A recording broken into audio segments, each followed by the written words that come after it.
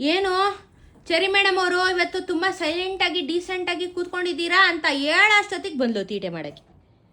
ಬಂಗಾರಿ, ಏನು ಬಂಗಾರಿ, ಅಕ್ಕಗೆ ನೀನು ಸ್ವಲ್ಪ ಮಸಾಜ್ ಎಲ್ಲ ಮಾಡಬೇಕಲ್ವ ಇವಾಗ? ಅಕ್ಕಗೆ ರಿಲೀಫ್ ಆಗಬೇಕಲ್ವಾ ಪೇಯ್ನ್ ಎಲ್ಲ?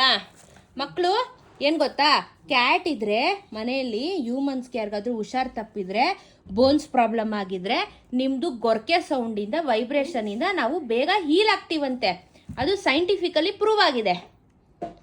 ಆದರೆ ಬಡೆ ತಾವು ನನ್ನ ಹತ್ರ ಒಬ್ರು ಬರೋಕ್ಕಿಲ್ಲ. ಬಾ ಮಲಿಕೋ ಅಂತ ಕರಿ. ಎಲ್ಲ ಅಮ್ಮನ ಜೊತೆ ಬಿದ್ಕೊಂಡಿರ್ತೀರಾ. ಅಕ್ಕನ ಹತ್ರ ಬಂದು ನನಗೆ ಸ್ವಲ್ಪ ಬೇಗ ಬೇಗ ಹೀಲ್ ಮಾಡಬೇಕು ನೀವೆಲ್ಲ. ಯಾವಾಗ ನಾನು ಬಿಡು ಅಂತ ಮತ್ತೆ ಬೈಕ್ ಎತ್ಕೊಂಡು ಹೋಗೋದು?